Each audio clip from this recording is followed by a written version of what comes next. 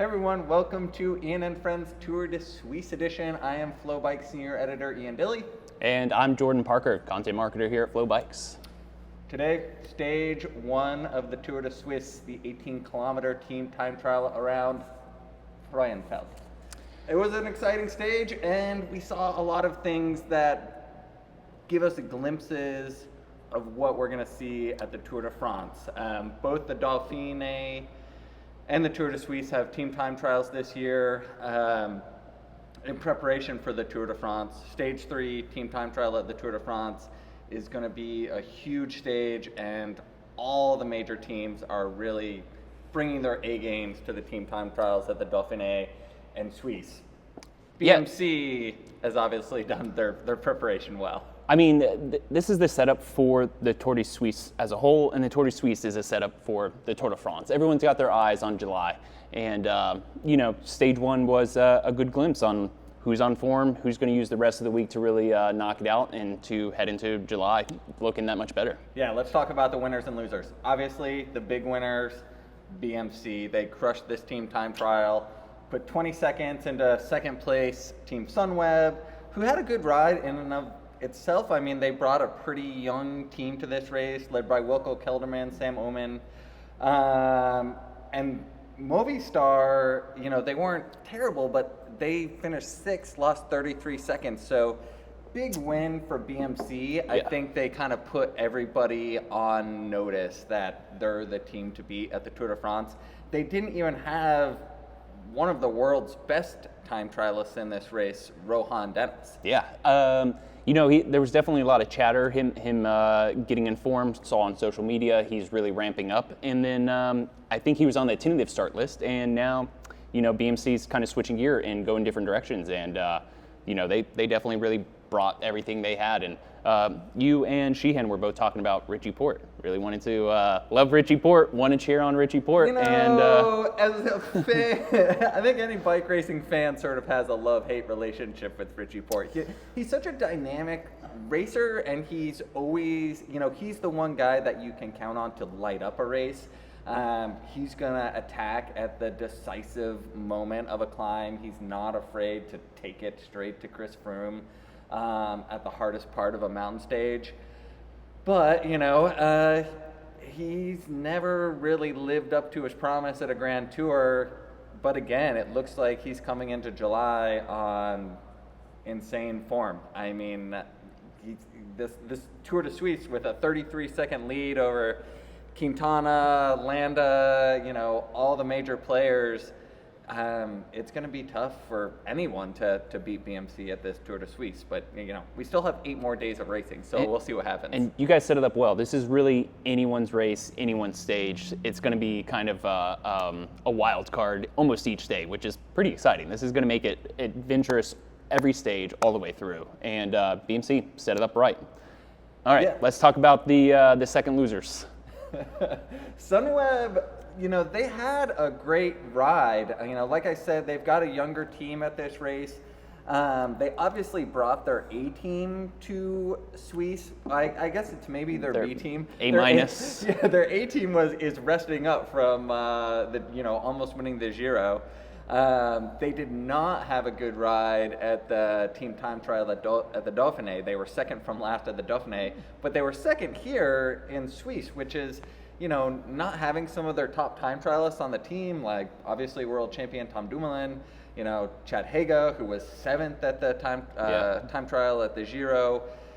They're looking good for July as well in that third stage. So definitely tip of the hat to Sunweb. They brought some of their young guns. What do they have on the plate for Sunweb? Who did they bring? Wilco Kelderman, who I believe was fourth at the Vuelta, and then Sam Oomen, who's just coming off a really nice ride at the Giro, a top 10 at the Giro d'Italia. So they're looking good. It'll be interesting to see if they're going to have, Sam Oomen, if he's doubling up, if he's on the long list for the Tour de France. He's pretty young, so I would imagine not, but, having Wilco Kelderman riding well, and Tom Dumoulin is going back to the Tour de France, so, if Kelderman can put in a good Suisse, that gives them sort of a two-pronged approach going into the Tour de France. So exciting. You noticed that there was a bit of a look of disgust when Sunweb got knocked off the hot seat. They were quite comfy in the hot seat, that's for sure. They had things sprawled out everywhere, and BMC comes rolling across the line hot, and they left a sour taste in the room, I think. Definitely, all right, they're going to be looking for stage 2 for sure. And then let's talk about Quickstep. Quickstep, they're not who we thought they are, or are they? They're not going to be the Just Classics team, and I think they're definitely known to be that way, and they had an impressive early season. I don't even know how many wins they are at so far this year. It's insane as a team, and they're really just continuing to evolve as the season goes. Yeah, third place, everyone thinks that Quickstep is only a Classics team. Obviously, they've done well in the Classics, but we shouldn't look past them for these week-long GC stage races. Enric Mas is a young guy on their team. He was 6th at the Basque Country. We saw him. We had the Basque Country live on FloBikes. He put in a really impressive performance there. Second behind Alaphilippe, putting on an impressive show at Basque. Yeah, so it's going to be interesting to see what he does at Suisse. He's not sitting too far back in the GC, and with some of these big climbing days coming up, he could be someone to watch for the overall. All right, and keeping this full Ricky Bobby format, we're talking if you ain't first, you last. And we're going to talk about the losers of the time trial. Who do we got? There were some big losers. Rough day out there. The main one was Astana. I don't know what they were doing out there, but they finished 1 minute and 18 seconds down. Jakob Fuglsang, he won the pre-tour test event, the Dauphiné, last year over Port, Froome, and he's Astana's leader for the tour. I mean, he's not only a top 10 guy, but I think they're looking at him as a potential podium placer.